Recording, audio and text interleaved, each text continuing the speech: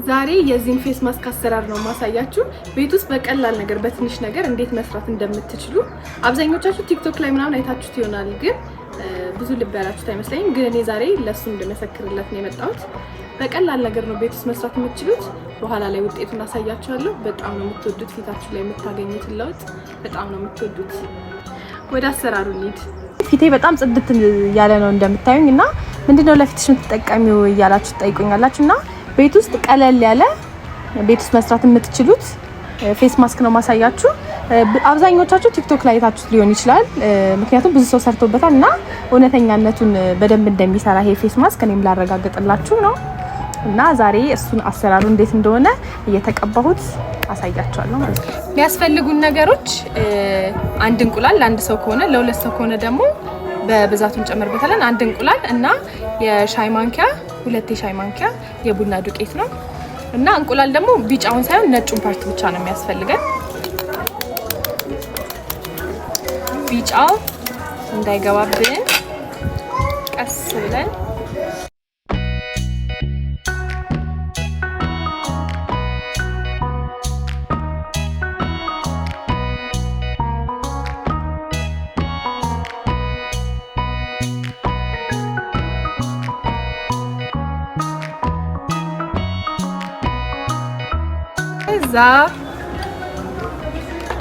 ለአንድ ሰው ከሆነ 2 ማንኪያ ነው የምናደርገው።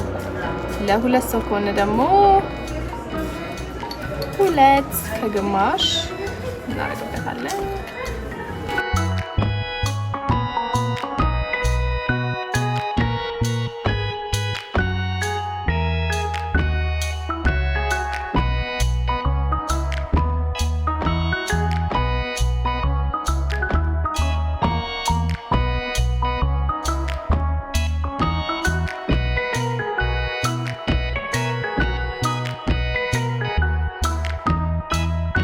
ከዛ እንደዚህ በደንብ ከመታ ነው በኋላ ብሩሽ ካላችሁ በብሩሽ ከሌላችሁ ደግሞ በእጃችሁ መቀባት ትችላላችሁ። ከዛ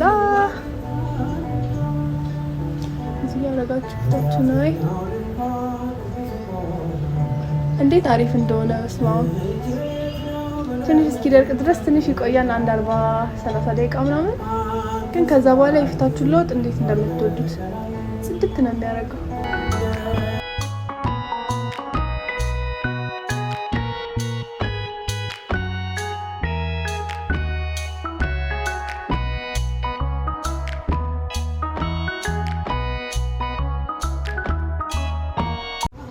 እንደዚህ አድርገን በደንብ ከቀባነው በኋላ እላዩ ላይ ሶፍት እንለጥፍበታለን። እየቆራረጥን እንዴት እንደሚለጠፍ አሳያችኋለሁ።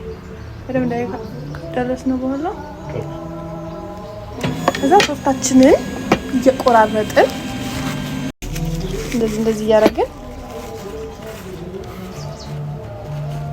እንለጥፋለን።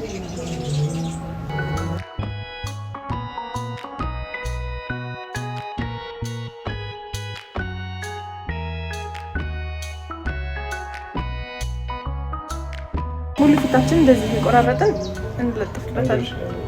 የሆነ በሽተኛ ነገር ነው የምትመስሉት። ባይዘው እንደዚህ ሆናችሁ ሰው እንዳያችሁ።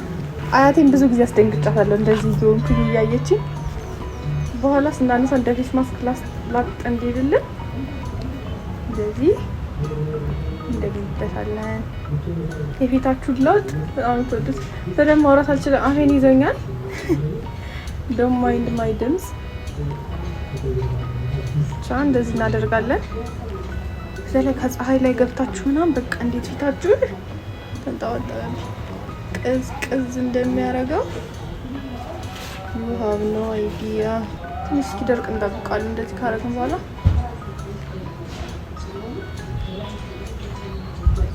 አይናችሁ ስር የጠቆረ ምናምን በጣም ነው እንትን የሚለው። እኔ አይኔ ስር በጣም እየጠቆረ ያስቸግረኛል። ከድሮም ከልጅነት ጀምሮ አለብኝና በጣም አሪፍ ነው በጣም። ይሄ አፍንጫ ላይ ራሱ ጥቋቁር ነገር አንዳንድ ሰዎች አለባቸው። እኔ የለብኝም አክቹሊ፣ ግን አንዳንድ ሰዎች አፍንጫቸው ላይ ጥቋቁር ነገር አለ አይደል? እሱን ራሱ ብድግ ነው የሚያደርገው። በጣም አሪፍ ነው። ፌስ ማስካችን ደርቋል እና እንዴት አድርገን እንደምንልጣ አሳያችሁ። አያችሁት እንዴት እንደሚላጥ? አሁን እንደዚህ ሲሆን የሞተ ቆዳችንን ነው የሚያነሳው። በደንብ እስኪደርቅም መጠበቅ ትችላላችሁ። በጣም እስኪደርቅ። ይሄ ታዲያ ውጪ ከሚሸጠው ፌስ ማስክ ምን ይለየዋል? ፊታችን ላይ ራሱ ጸጉር የሚያድግብን ሰዎች እሱን ራሱ በደንብ አድርጎ ነው የሚያነሳው።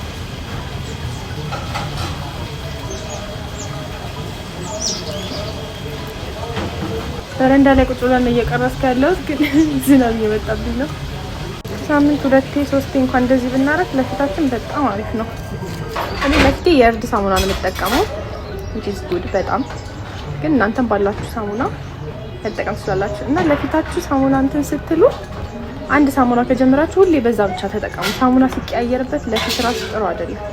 እኔ ረጅም ጊዜ ነው የእርድ ሳሙና ከመጠቀም ከጀመርኩ በሱ ነው ሁሌ የምጠቀመውና ለፊቴ በጣም ይስማማኛል። በጣም ስላልደረቀ ነው ላጥ ማይለው ስለቸኮልኩኝ ቶሎ ነው ያነሳሁት ለእናንተ ለማሳየት ብዬ እንጂ በደንብ ቤት ውስጥ ስል በደንብ ድርቅ ይላልና በቃ ላጥ ነው የሚለው በደንብ ድርቅ ብሎ ይነሳል። አሁንም የተነሳ ነው ግን አንዳንድ ቦታ ላይ በደንብ አልደረቀም። የእንቁላሉ ሽታ አይቀርም ቡናም ስላለው ግን ያው እንቁላል ክርፋት ይለኝ እንደዚህ በደንብ አድርገን እንታጠበዋለን እንደግመዋለን። ሙልጭ አድርገን መታጠብ አለበት። ገና እየታጠብኩት ራሱ የፊቴ ልስላሴ ደደግራቻችን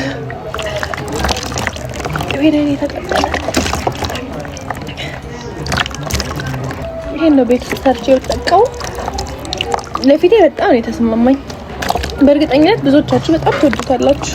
ያለ ምንም ሜካፕ ምንም ነገር ሳልቀባ ምንም ሎሽን እንኳን ሳላረግ ፊቴ ከታጠብኩ በኋላ እዩት እንደዚህ ነው። ለስላሴው ራሱ አልገባችሁም። እንደዚህ መታችሁ ብትነኩት በጣም ነው የምትወዱት። እና ሌላ ማየት አሰራር ከፈለጋችሁ እኔ የምለቃቸውን ቪዲዮዎች ማየት ከፈለጋችሁ ሰብስክራይብ አድርጉ፣ አበረታቱኝ። አመሰግናለሁ።